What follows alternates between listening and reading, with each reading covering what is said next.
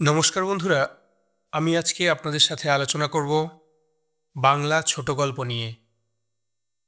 এই ছোট গল্পের শ্রেণীবিভাগ নিয়ে আজকে আমাদের মূল আলোচনার বিষয়।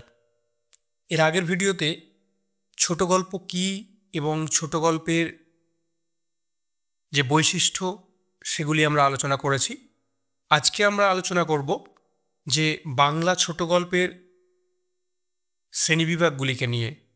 তো চলুন দেখে নেওয়া যাক।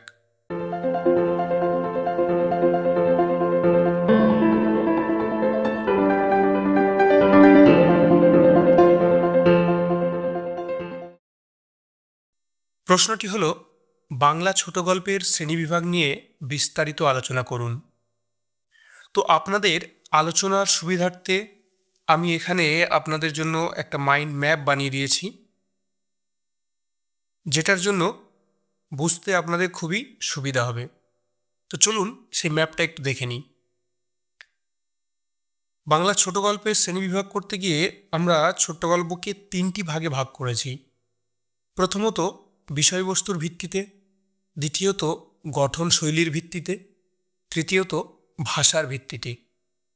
তো বিষয়বস্তুর ভিত্তিতে আমরা যে ভাগগুলো করে থাকি সেটা হলো সামাজিক ছোট গল্প, প্রেমমূলক ছোট গল্প, মনস্তাত্ত্বিক ছোট গল্প, রাজনৈতিক ছোট গল্প এবং রহস্য ও গোয়েন্দা ছোট গল্প, এছাড়াও রূপকথা ও অলৌকিক ছোট গল্প। এগুলো বিষয়বস্তুর ভিত্তির উপরে নির্ভর করে ছোট গল্পগুলো আমরা বিভাজন করে থাকি। এরপর আসছে গঠনশৈলীর ভিত্তিতে ছোট গল্প। তো গঠনশৈলীর ভিত্তিতে যেমন ক্লাসিক ছোট গল্প, আধুনিক ছোট গল্প এবং ছোট গল্পের নতুন ধারা বা পরাবাস্তব ও বিমূর্ত গল্প। এরপর ভাষার ভিত্তিতে ছোট গল্প।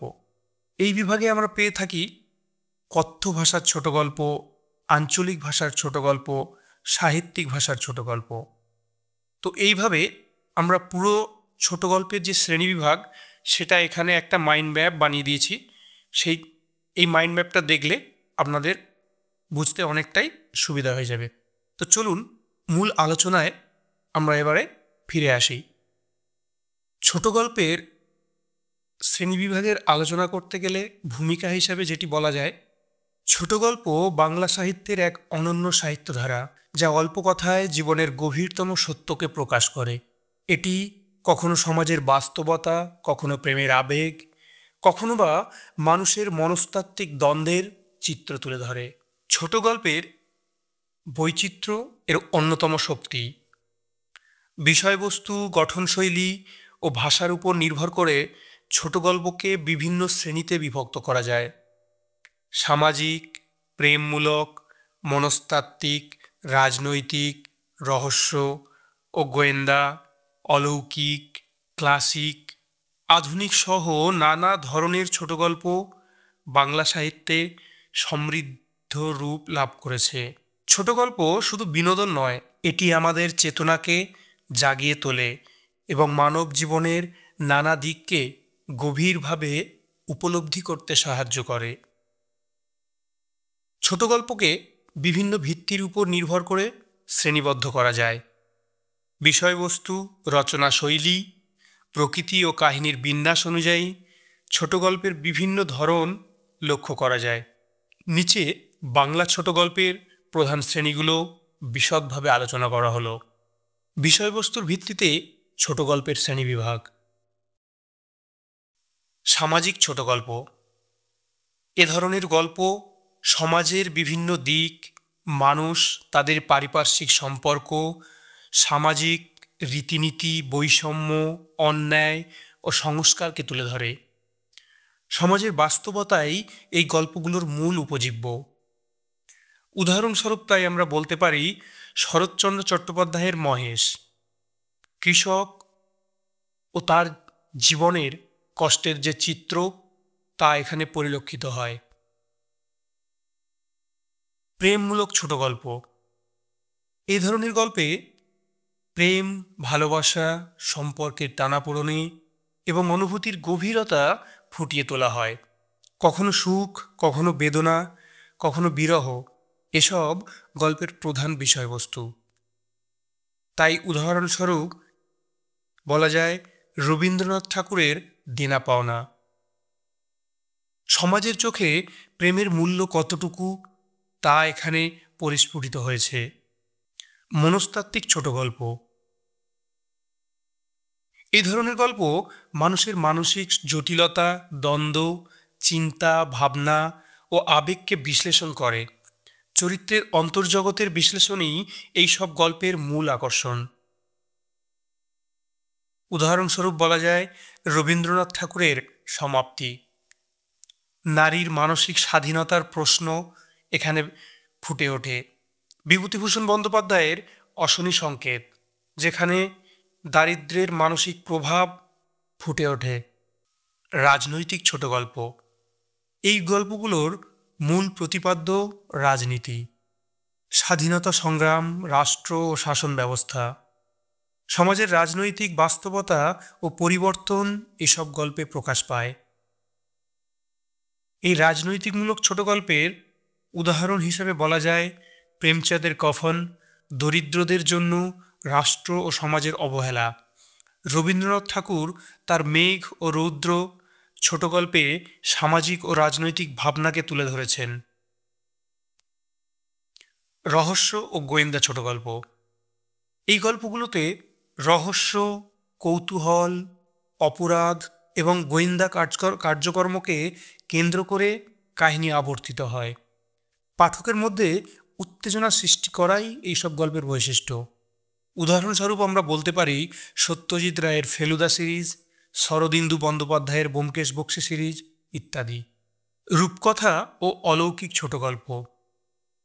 এই ধরনের গল্পে জাদু, অলৌকিক শক্তি, রূপকথার উপাদান বা অতি প্রাকৃত ঘটনার প্রাধান্য থাকে। উদাহরণস্বরূপ উপেন্দ্র কিশোর রায়চৌধুরীর টুনটুনির বই। গঠনশৈলীর ভিত্তিতে ছোট গল্পের শ্রেণীবিভাগ।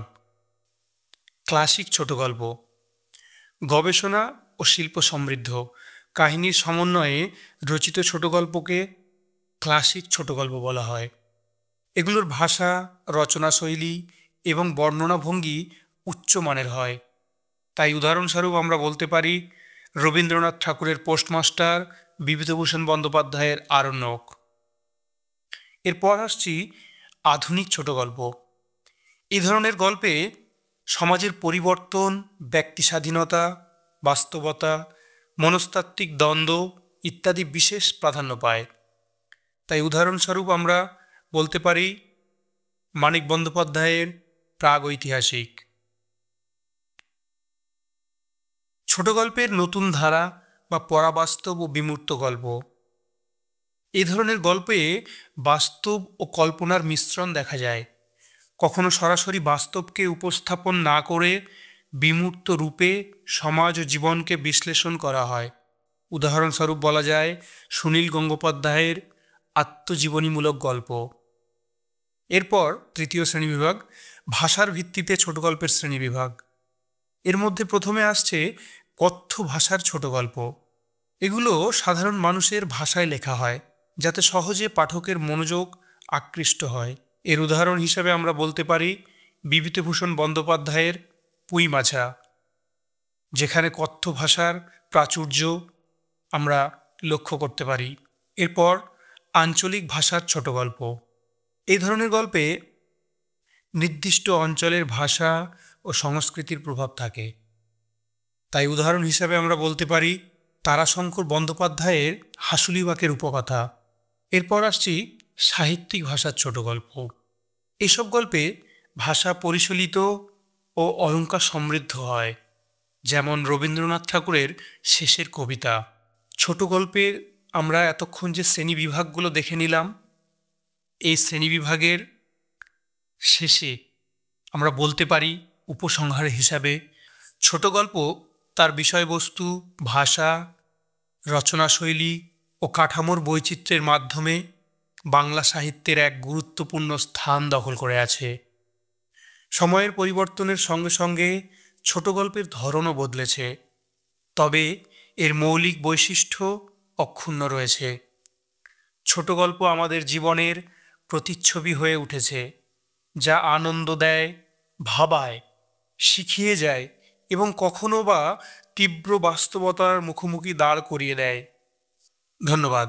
আমার এই ভিডিওটি যদি আপনাদের ভালো লেগে থাকে তাহলে অবশ্যই আপনার মূল্যবান লাইক এবং কমেন্ট করে জানাবেন এবং অবশ্যই আমার এই চ্যানেলটি সাবস্ক্রাইব করবেন।